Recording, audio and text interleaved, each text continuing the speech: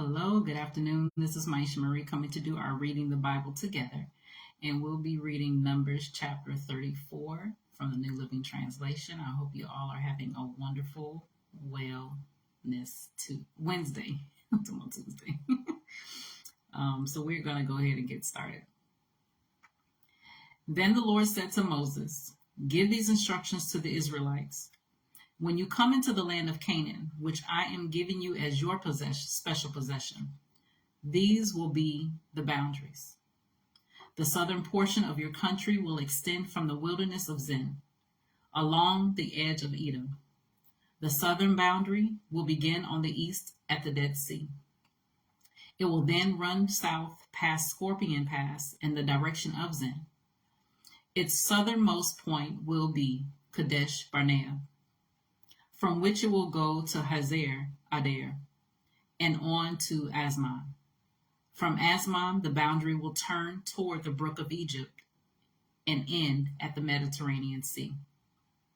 Your western boundary will be the coastline of the Mediterranean Sea. Your northern boundary will begin at the Mediterranean Sea and run east to Mount Hor, then to Lebo Hamath, and on through Zidad and Ziphron to Hazar Enan. This will be your northern boundary. The eastern boundary will start at Hazar Enan and run south to Shaphan, then down to Riblah on the east side of Ain. From there, the boundary will run down along the eastern edge of the Sea of Galilee, and then along the Jordan River to the Dead Sea. These are the boundaries of your land." Then Moses told the Israelites, "This territory is the homeland you are to divide among yourselves by a sacred lot. The Lord has commanded that the land be divided among the 9.5 remaining tribes. The families of the tribes of Reuben, Gad, and half the tribe of Manasseh have already received their grant of land on the east side of the Jordan River, across from Jericho toward the sunrise." And the Lord said to Moses, "Eleazar the priest and Joshua son of Nun are the men designated to divide the grants of land among the people. Enlist one leader from each tribe to help them with the task.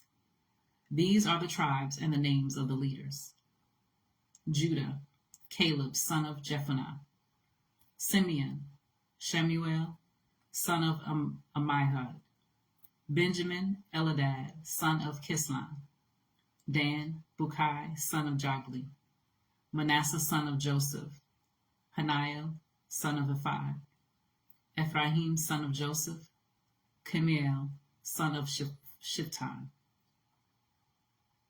Zebulun, Elizaphan son of Parnah; Issachar, Paltiel son of Azan; Asher, Ahihud son of Shalomah; Naphtali, Pedahel son of Ammihud. These are the men the Lord has appointed to divide the grants of land in Canaan among the Israelites." So I'm going to go ahead and read chapter 35 as well. While Israel was camped beside the Jordan on the plains of Moab across from Jericho, the Lord said to Moses, "Command the people of Israel to give to the Levites from their property certain towns to live in, along with the surrounding pasture lands. These towns will be for the Levites to live in, and the surrounding lands will provide pasture for their cattle, flocks, and other livestock. The pasture land assigned to the Levites around these towns will extend 1,500 feet from the town walls in every direction. Measure off 3,000 feet outside the town walls in every direction, east, south, west, north, with the town at the center. This area will serve as the larger pasture land for the towns. 6 of the towns you give to the Levites will be cities of refuge, where a person who has accidentally killed someone can flee for safety. In addition, give them 42 other towns. In all, 48 towns with the surrounding pasture land will be given to the Levites. These towns will come from the property of the people of Israel. The larger tribes will give more towns to the Levites. while the smaller tribes will give fewer. Each tribe will give property in proportion to the size of its land. The Lord said to Moses, "Give the following instructions to the people of Israel. When you cross the Jordan into the land of Canaan, designate cities of refuge to people which people can flee if they have killed someone accidentally. These cities will be places of protection from a dead person's relatives who want to avenge the death. The slayer must not be put to death before being tried by the community. Designate 6 cities of refuge for yourselves, 3 on the east side of the Jordan River and 3 on the west in the land of Canaan. These cities are for the protection of Israelites, foreigners living among you, and traveling merchants. Anyone who accidentally kills someone may flee there for safety. But if someone strikes and kills another person with a piece of iron, it is murder, and the murderer must be executed. Or if someone with a stone in his hand strikes and kills another person, it is murder, and the murderer must be put to death. Or if someone strikes and kills another person with a wooden object, it is murder, and the murderer must be put to death.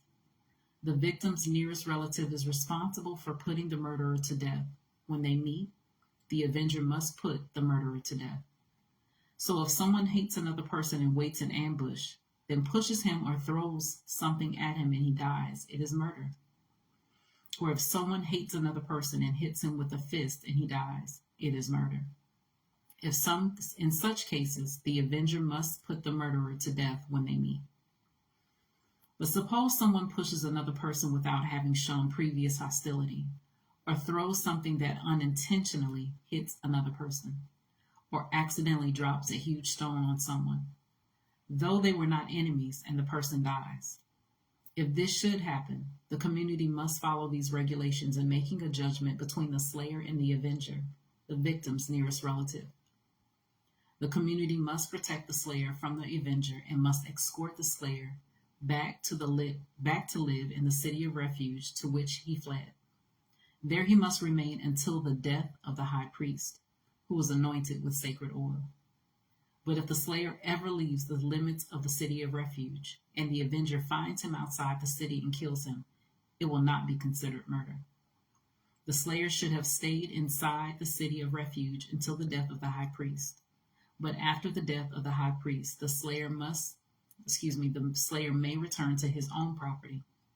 These are legal requirements for you to observe from generation to generation wherever you may live. All murderers must be put to death, but only if evidence is presented by more than one witness. No one may be put to death on the testimony of only one witness.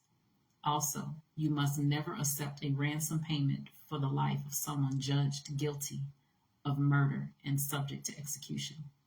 Murderers must always be put to death, and never accept a ransom payment from someone who has fled to a city of refuge, allowing a slayer to return to his property before the death of the high priest.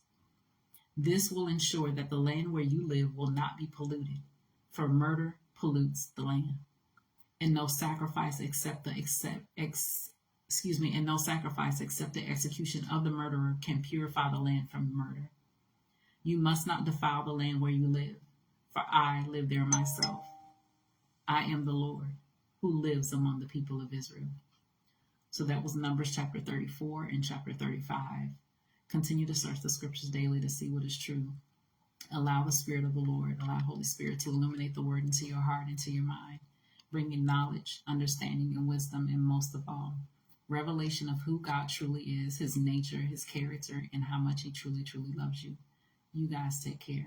God bless. We'll see each other tomorrow.